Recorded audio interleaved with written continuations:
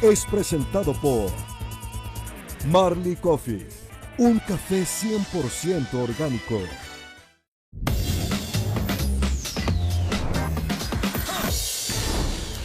¿Cómo están? Bienvenidos a Última Mirada. Para nuestra primera entrevista vamos a tener a alguien que lo tuvimos casi hace un año atrás, sobre el mismo tema. Fue una de las primeras personas que alertó sobre las posibilidades de que no fuera todo positivo en torno a este tratado, el TPP-11. Vamos a conversar con Hassan Akram, académico de la Universidad Diego Portales, en un rato más. Bueno, Joe Biden nombró al diplomático William Burns como el nuevo jefe de la CIA. Sobre esta decisión y el camino en materia de seguridad del próximo gobierno estadounidense es el análisis internacional de Raúl Sor. Y hoy se venció el plazo. Este lunes los partidos políticos e independientes inscribieron a sus candidatos a la Convención Constitucional. Esto en medio de funas, protestas afuera del CERVEL. ¿Qué ocurrió? Lo revisamos en el siguiente informe. ¡Liberar a los presos por luchar! ¡Liberar! ¡Liberar! ¡Asesino! ¡Fascista! En reversa tuvo que salir Chile Vamos del servicio electoral cuando temprano esta jornada inscribieron su pacto con el Partido Republicano para la Convención Constituyente. Algunos incluso no se bajaron del auto por problemas de salud, dicen, en un proceso que no resultó para nada tranquilo. Les agradezco a todos la presencia y la expectativa que se ha generado. Y vuelvo a reiterar que hoy día es tiempo de unidad. Acabamos de inscribirnos 1.300 firmas. El cara y sello se palpaba fuera del CERVEL, quienes compiten por un escaño reservado que en el caso del pueblo mapuche por la región metropolitana tiene Elisa Loncón como candidata, advierten que faltó flexibilidad para las inscripciones de pueblos originarios. Si los changos no se inscriben, por ejemplo, no tienen acceso al internet, son adultos mayores y no tienen las condiciones, no se les ha garantizado las condiciones para que participen en igualdad de derechos. Y pese a esta situación, los changos muy entrada la tarde lograron inscribir 2 candidaturas. Para otros, el único inconveniente fue ponerse de acuerdo hacia el pacto lista del apruebo, donde confluyen Unidad Constituyente y Nuevo Trato Juntos, sin el Frente Amplio y el Partido Comunista, llegaron con cierta calma a inscribir su alianza al CERVEL. Estamos convencidos que van a verse reflejados muchos de nuestros compatriotas, la inmensa mayoría de los que votaron por el apruebo. Al estar divididos, somos más débiles, somos menos. Y por eso entonces que tenemos que hacer un esfuerzo mayor. Del otro lado de la oposición, un nombre resaltó entre sus listas. Beatriz Sánchez cerró la puerta a la segunda candidatura a La Moneda y su camino estará en el Distrito 12 por algo que hace semanas se notaba en las actividades de la líder del Frente Amplio. Vamos a inscribir la candidatura de Beatriz Sánchez durante el día. Ella va a hablar mañana, así que prefiero que ella dé la noticia respecto del distrito en el que va a competir. Varios meses ya retirado del gobierno, estaba en Horizontal, que es un centro de estudio, más tranquilo, por supuesto, y ahora con ganas de ser constituyente. La sorpresa del oficialismo fue sumar a su lista a uno que desde julio tenía un pasar más tranquilo, desde que abandonó La Moneda. Gonzalo Blumel va de candidato a constituyente por el Distrito 10, donde tendrá dura competencia. Yo también estuve por el apruebo, me parece importante este proceso para hacer una nueva constitución, porque es lo que nos va a permitir superar las diferencias. Iremos a las elecciones, haremos la mejor campaña posible, enfatizando la importancia de la nueva constitución. Aquí se expresan las demandas por salud, educación, vivienda, pensiones. Partidos e independientes con sus listas en el CERVEL, candidatos que después de la elección del 11 de abril tendrán que sesionar en este edificio que el gobierno designó para que los constituyentes debatan y se fijen cuáles serán los próximos contenidos que tendrá una nueva constitución. Bueno, se echó a correr la bolita. Vamos a tener harto de la Convención Constitucional y de las otras elecciones que también hay este año en los próximos días. Vamos a conversar ahora con alguien que tuvimos aquí en este estudio hace, yo creo, casi un año, más o menos. Y fue una de las primeras personas que apuntó a que el tratado, el TPP-11 que se estaba discutiendo, no era todo lo conveniente que se decía y que incluso podía ser bastante perjudicial.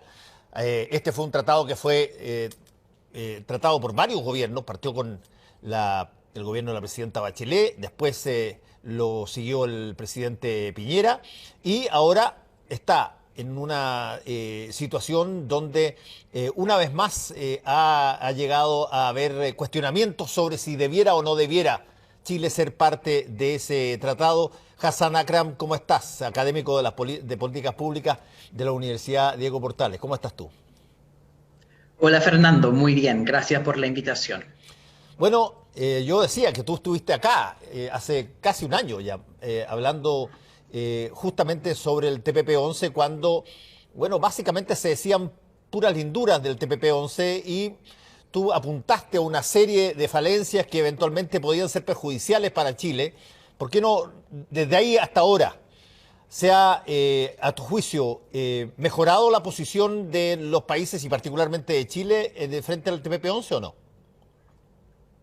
Después de la última vez que me entrevistaste, la situación acerca del TPP-11 cambió radicalmente.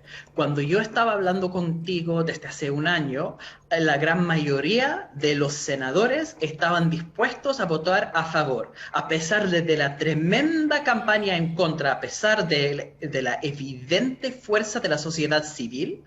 Al final la clase política no quería reconocer las críticas muy serias que se habían levantado contra el Tratado Transpacífico. Lo que cambió después fue el estallido, con el tremendo movimiento, la movilización social, al final en contra, como dijo el mismo presidente Piñera, no son 30 pesos, son 30 años. Todo este levantamiento contra el modelo económico actual generó un cambio de parte de los senadores, que al final decidieron que no fue una buena idea apoyar el TPP-11, en gran parte porque tenían miedo de la reacción ciudadana por primera vez producto de esas movilizaciones. Entonces, el TPP-11, que había pasado todas las vallas del Congreso, habían estado en comisiones en la Cámara Baja, pasó la sala de la Cámara Baja, pasó las comisiones del Senado, y la única etapa que faltaba fue la del Senado, de la sala del Senado, y ahí se frenó el proceso porque los senadores que habían apoyado el TPP-11 retiraron su apoyo diciendo que no es el momento. Entonces, hasta ahora el TPP-11 ha estado congelado, pero últimamente el canciller Andrés Alamán ha puesto suma urgencia a través del presidente a este proyecto a discusión inmediata. O sea que se tiene que discutir dentro de 6 días. La presidenta del Senado ha dicho que no va a poner el proyecto en tabla porque al final hay una serie de cuestionamientos de parte de la ciudadanía, una mala idea debatirlo ahora a puertas de un proceso constituyente. Entonces, este tema del estallido y de la apertura del proceso constituyente ha cambiado completamente el debate. Antes fue casi seguro que el TPP-11 se iba a ratificar a pesar de todas las críticas. Ahora tenemos una situación donde por primera vez con el despertar de Chile, el duro cuestionamiento que tenemos frente a este tratado lo está logrando parar. Ahora, Hassan, para solamente hacer una revisión de lo que de alguna manera tú planteaste en este mismo programa hace casi un año, ¿siguen siendo exactamente las mismas razones que esgrimiste en esa oportunidad, las mismas que hoy día tienen validez para considerar que no es beneficioso el Tratado Transpacífico? Bueno, de hecho, en estas circunstancias, el tratado es mucho más preocupante que antes, porque lo que yo planteaba desde hace un año es que el TPP-11 limita la soberanía regulatoria del país. Una cosa es ceder soberanía, que hacen todos los tratados, pero ceder soberanía, por ejemplo, como el tratado Escazú, que el gobierno no quiso firmar, que cede soberanía a tribunales independientes ambientales, que al final podrían juzgar al Estado de Chile si no cumple con alguna regulación ambiental y sube el nivel regulatorio.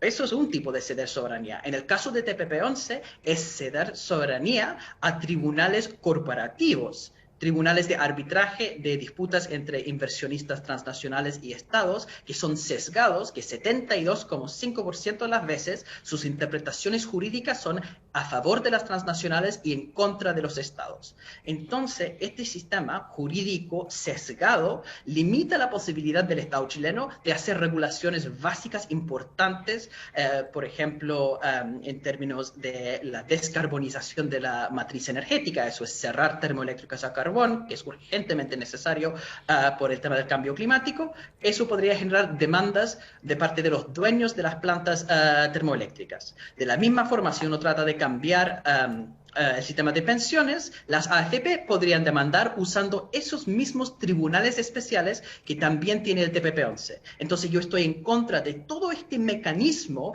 del sistema de arbitraje entre inversionistas y Estado, porque al final faculta a las transnacionales a demandar a Chile con tribunales especiales que no son independientes, ¿ya? Pero esa crítica hace un año fue una crítica más bien teórica, por una razón muy simple. La Constitución de Jaime Guzmán, la Constitución de 1980, es como una camisa de fuerza que limita la acción del Estado de forma doméstica. O sea, sería imposible hacer muchas regulaciones en Chile actualmente porque la Constitución, a través del Tribunal Constitucional sobre todo, hace imposible ese ejercicio. Lo estamos viendo actualmente con el fallo que acaba de salir, ¿cierto?, del Tribunal Constitucional que declara inconstitucional la reforma constitucional para permitir el retiro del 10%. ¿Ya? Entonces, en este momento, la camisa de fuerza de la Constitución bloquea los cambios, pero con el proceso constituyente estamos sacando la camisa de fuerza de la Constitución y eso implica que podemos entonces caminar hacia la puerta y vamos a darnos cuenta que la puerta está cerrada con llave. En este caso la camisa de fuerza es la Constitución, pero la puerta cerrada con llave es el TPP-11 y todos los demás tratados que tiene este tipo de arbitraje. Entonces el problema es mucho más grave ahora porque vamos finalmente, gracias al cambio constitucional, vamos a poder hacer los cambios domésticos que el TPP-11 bloquea. ¿Y de qué forma los bloquea? Tú hablaste ahí de los arbitrajes, digamos. ¿Esa es la única forma en que hay una suerte de perjuicio? Sí, eso es la forma. Se ha hablado mucho del Tribunal Constitucional como una tercera cámara, ¿cierto? Que al final todo lo que se debate en el Congreso Nacional sale como una ley democráticamente apoyada por todos una mayoría de los senadores y diputados. Una ley así, el Tribunal Constitucional lo puede declarar inconstitucional y como sabemos, el Tribunal Constitucional no es un tribunal de justicia que falla por razones jurídicas, sino un tribunal politizado donde ministros asignados de forma binominalizada, toda su posición ideológica es conocida, al final declaran leyes inconstitucionales y bajan entonces muchas distintas políticas públicas por secretaría. Lo ha pasado con el aborto en 3 causales, con la reforma laboral de la nueva mayoría y ahora con el retiro del 10%. Es muchas políticas públicas que el Tribunal Constitucional puede quitar a través de este sistema de declarar leyes inconstitucionales de forma sesgada. Bueno, el TPP-11 funciona no como una tercera cámara, sino como una cuarta cámara, porque hace el mismo ejercicio. Una ley que pasa por la vara del Congreso luego puede generar demandas de las transnacionales, ¿ya? Y esas demandas entonces dicen, bueno, que ahora que la ley dice que el 10%, por ejemplo, va a las cuentas individuales y ahora van a ir a un sistema público, las AFP pueden decir que esto es una expropiación de su inversión, eso afecta las expectativas razonables e inequívocas de la inversión que hicieron y por ende el Estado chileno tiene que indemnizar a las AFPs, tiene que indemnizar a los dueños de las termoeléctricas para hacer los cambios que queremos en este país. Y entonces si los costos son enormes, son tan grandes las indemnizaciones, hace imposible hacer cumplir los nuevos derechos establecidos en la Constitución. Y eso al final es lo que ha ocurrido en otros países. Hay ejemplos como México, donde ellos trataron precisamente de cerrar plantas de desechos tóxicos que estaban envenenando la comunidad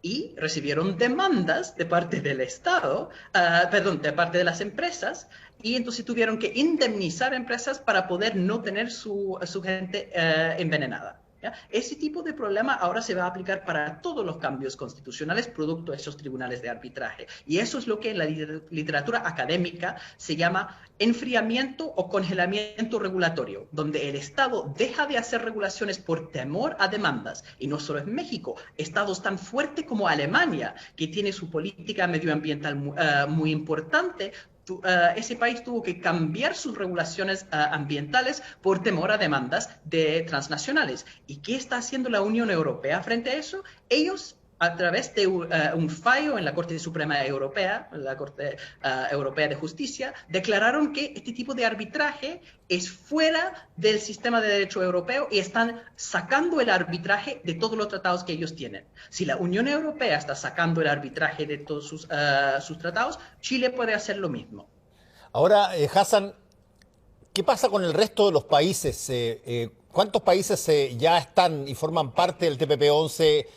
Los países, me imagino que esta información que tú estás diciendo y esta mirada frente al TPP-11 no es única tuya ni única de personas aquí en Chile. Por lo tanto, ¿cuál es la mirada global frente al TPP-11 hoy día?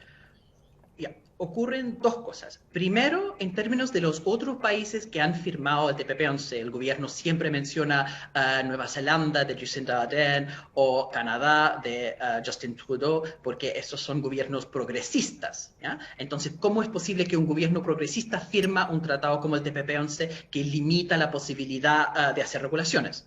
El punto importante de entender sobre el TPP-11 es que limita el cambio regulatorio. ¿Ya? Entonces, si uno tiene un alto nivel regulatorio ya, el TPP-11 no genera problemas. Y eso es la situación tanto de Canadá como de Nueva Zelanda. Puesto que tienen altos niveles regulatorios, el TPP-11 no va a generar demandas. Chile, que está con bajos niveles regulatorios y a puertas a un proceso constituyente que va a cambiar todas las reglas del juego, va a generar muchas demandas porque las demandas son precisamente por cambio de reglas de juego. Es casi la definición de un proceso constituyente lo que al final genera indemnización según el TPP-11 y según todos los tratados que ha firmado Chile, que incluye este tema de arbitraje sesgado ad hoc. O sea, si es que te entendí bien, los casos de Canadá y Nueva Zelanda, como ellos tienen ya una serie de leyes internas con alto nivel de regulación, cuando viene una empresa extranjera, sabe que tiene que someterse a esas leyes regulatorias y por lo tanto esas son las reglas del juego y sabe. Entonces tú dices, el caso de Chile o el caso de cualquier otro país que no los tenga es que de alguna forma se congela la situación regulatoria que está al entrar al TPP-11 y si tú tratas de modificarla, según te entiendo, ahí puede generarse todo esto que tú estás diciendo. Precisamente, esto es el problema. Y como estamos en un proceso constitucional, no se puede hacer cambios. Y como estamos en un proceso constitucional a puertas, tú dices lo más probable es que en un proceso constitucional haya cambios regulatorios porque las cosas no van a seguir idénticas en montones de partes y esos cambios regulatorios eventualmente podrían chocar con lo que firmamos antes de que estuvieran las regulaciones, digamos. Exactamente. Y en eso tengo que hacer un punto importante, que eso no es solamente el TPP-11. Lamentablemente, Chile ha firmado una serie de tratados de protección de inversiones, se llaman, desde los años 90, que faculta a distintas transnacionales de demandar al Estado. ¿Ya? Y eso nos genera un tremendo problema, que según el gobierno no es un problema porque en esos tratados se protege el derecho a regular, ¿cierto? El derecho soberano de hacer regulaciones por razones de interés público, por razones medioambientales, por razones de salud, etc.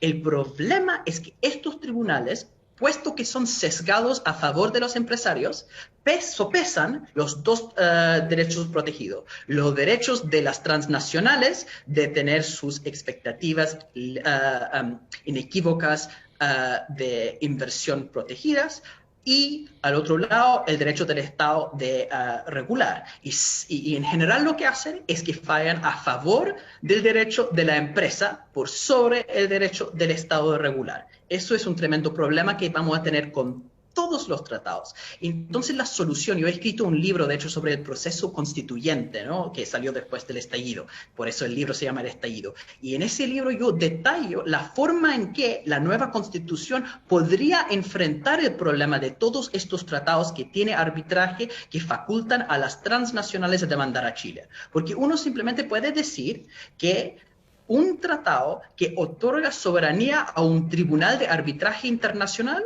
¿ya?, es un tratado inconstitucional. Y luego uno pone en una disposición transitoria una demanda que mandata al Ejecutivo a renegociar todos los tratados que tiene ese tipo de arbitraje. Y esta idea está detrás de lo que está haciendo la Unión Europea posterior al fallo de Achmea, cuando ellos decidieron que el arbitraje ad hoc no es parte del orden europeo por este problema de sesgo. Ahora, dime una cosa, Hassan. En el ámbito de los países que han estado discutiendo el TPP-11, ¿cuántos ya lo tienen firmado o están metidos en el asunto? ¿Tienes tú esa información? Ya que han estado ratificando, está activo el TPP-11 sí, ahora porque activo, lo sí. han ratificado varios países. En este proceso entonces ya estamos bastante avanzados. No tengo en este momento el dato de cuántos son, pero este proceso ya ha avanzado en ese sentido, sí. ¿Y cuándo hay fechas de...? Porque te lo pregunto, la pregunta tiene, la verdad, un corolario, una segunda parte, que es ¿cuáles son los plazos para poder firmar el TPP-11? Porque uno podría, teóricamente, estoy inventando, tú me dirás si es correcto o no es correcto, pero uno podría decir, oye, nosotros firmamos inmediatamente después del nuevo proceso constitucional, después del plebiscito de salida. De tal manera que todos sepamos que hay una nueva, si es que se decide así, hay una nueva situación regulatoria en una serie de instancias y con esa nueva realidad ya conocida se firma el tratado. ¿Puede ser o no? Ya, entiendo la idea detrás de eso. El problema es que estos tribunales en sí no son confiables porque tienen este problema de independencia, porque al final los incentivos están puestos de tal forma que los árbitros tienden a fallar a favor de las empresas y en contra de los estados. Entonces uno dice, bueno, tenemos un nuevo contexto regulatorio y por ende las demandas van a tener menos éxito porque la situación ya cambió. El problema es que cuando uno tiene algo tan poco confiable como ocurre con el Tribunal Constitucional, con la tercera cámara, uno nunca sabe cómo van a fallar. Eso ha ocurrido, ¿no? Que cuando Fernando Atria, por ejemplo, habla del Tribunal Constitucional como un tribunal desatado, porque está actuando incluso contra la misma Constitución, contra el texto constitucional, ¿ya? Porque al final estos ministros tienen incentivos para fallar de forma política. No hay nada que se puede hacer. Ocurre algo un poco similar con los tribunales de arbitraje. Uno podría decir que la situación de Chile sería mucho mejor defendiéndose a demandas si uno firma después de todos los cambios constitucionales. Pero igual ahí uno entraría en el problema de la incertidumbre de esos tribunales. Es por eso mucho mejor más bien resolver el problema desde la raíz. Y en eso vuelvo al punto que no es solamente el TPP-11, porque ya hemos firmado otros tratados que tienen este tema del arbitraje ad hoc. Entonces, incluso si no firmamos el TPP-11, vamos a tener el mismo problema. Yo estoy en contra de firmar el TPP-11 porque es un eslabón más en una larga cadena. Pero la cadena existe independiente del TPP-11 y tenemos que enfrentar esa cadena de tratados ya firmados que permiten a las transnacionales demandar por este tema de cambio regulatorio. Tenemos que enfrentar eso mismo en el proceso constituyente. Ahora, Hassan, todos los tratados, y eso lo conversamos, y me acuerdo hace un año cuando estabas acá, todos los tratados, de alguna manera, generan una posición, si tú quieres, de restricción para, en este caso, los estados. No pueden hacer lo que quieran, porque los tratados justamente limitan y de alguna forma, como tú dices muy bien, afectan incluso hasta la soberanía en determinadas cosas y los países al firmar saben y están conscientes de eso.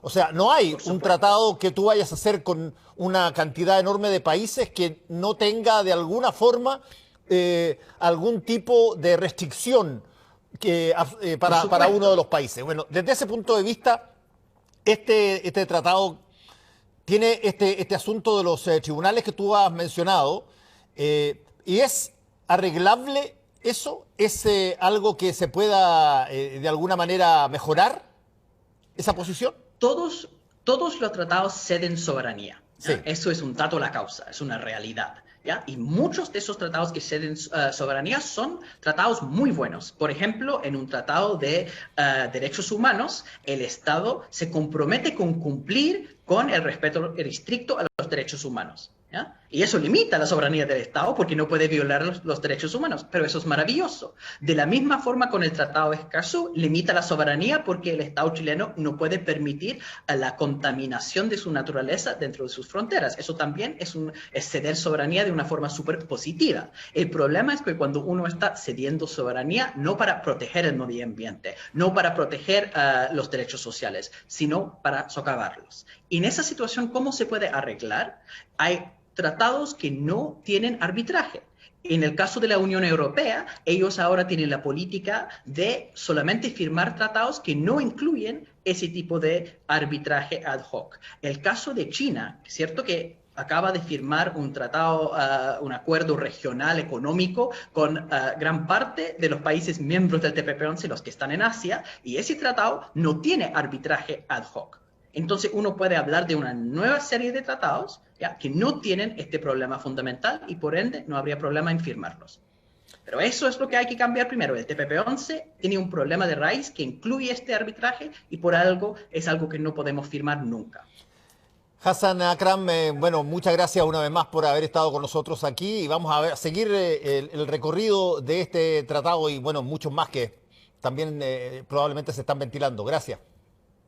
Muchas gracias por la invitación. Buenas noches, Fernando. Chao. Hacemos una pausa y volvemos.